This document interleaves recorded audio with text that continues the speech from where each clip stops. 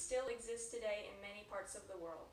It, of course, is cruel, unfair, and unjustified. Although not nearly as severe, the way the NCAA treats their athletes is similar to this. They use the back-busting labor of college athletes to just unjustly profit off of them. The NCAA should pay Division I athletes because they are exploited. My name is Sheree Saboli, a soon-to-be college athlete that is highly aware about the unfortunate exploitation of college athletes. Since you are former college students, I would like you to be aware of this unfortunate exploitation that is now occurring on a much larger and much wider scale. First, I will explain why not compensating athletes is a problem. Next, I will explain how this problem can be solved. Then I will ask you to imagine what it would be like if athletes were compensated. And lastly, I will explain to you how you can take action to help solve this problem. First of all, paying college athletes would be, to put it simply, much more fair to them because the NCAA unjustly profits off of their players. The NCAA acquires billions of dollars a year, and the athletes receive nothing in turn. According to Nicholas Pietris, a Toledo Blade journalist and author of the 2018 article, NCAA in Quandary Over Paying Student Athletes, he explains that many of the hitting football schools, including Michigan and Ohio State, are paying assistant football coaches more than $1 million annually.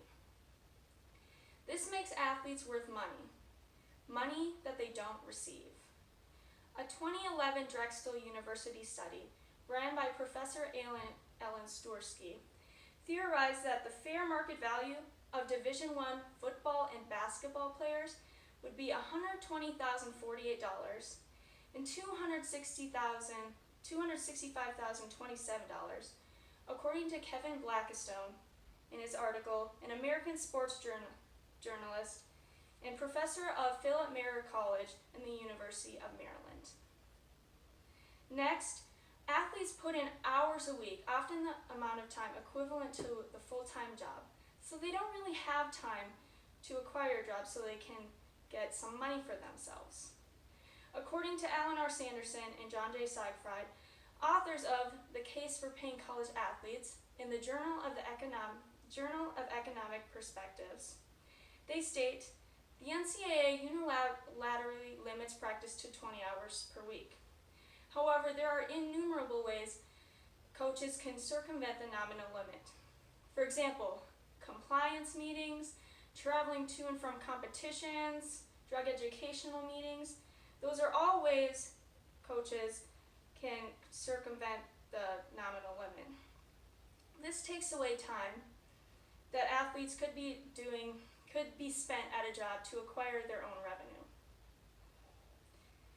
Next, amateurism is a justification as to why many colleges don't want to pay their athletes. They believe that this would be taken away, this time would be more focused on athletics rather than on academics, which is what universities try to promote. However, the NCAA already puts a colossal focus on athletics. As mentioned before, athletes put in hours per week to train and get ready for their games and activities. Therefore, this is not very a valid reason not to compensate athletes. So now that we have discussed why athletes should be paid, now we'll discuss how they can be paid and who will be paid. First off, every sport in Division I athletics should have the opportunity to be compensated.